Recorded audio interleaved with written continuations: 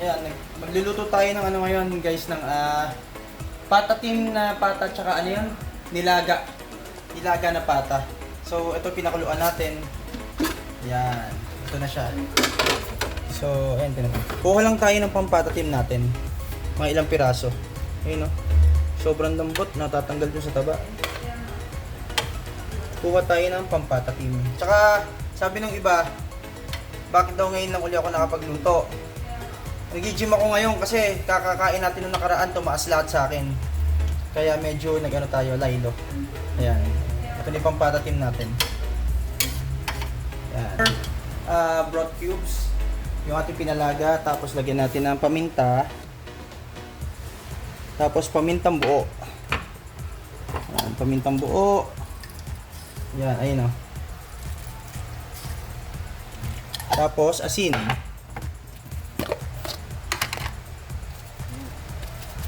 Konti lang.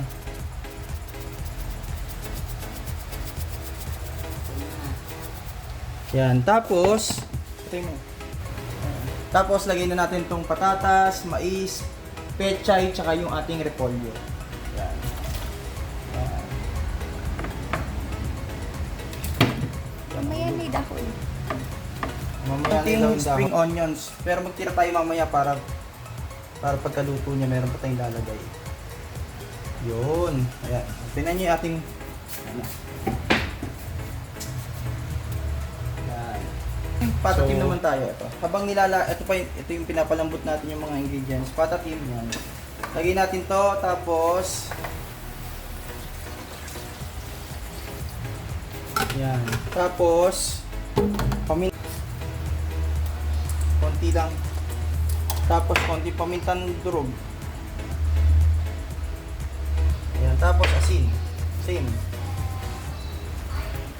Tapos asukal na pula.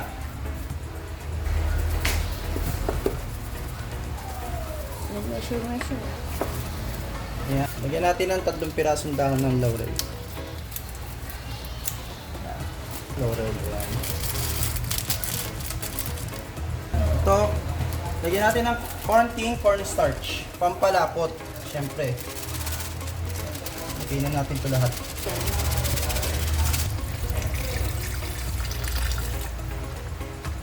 Para may konting sabaw. Ayan.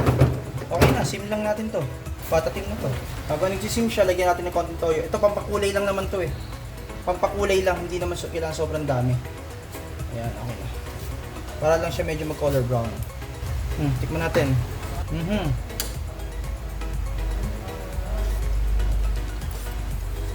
Shoot, patatim na. Patatim natin, paluto na siya. Sinisim lang natin. So, ito naman, lagay na natin yung ating repolyo. Pakita mo to. Tapos, yung ating pechay. So, ping na tayo. Hintayin lang natin maluto na. Tapos, that's it. Ayun. Ayos. Nilaga. Kaya nilaga, o yan. Tapos ito yung patatim. Okay, kain na na.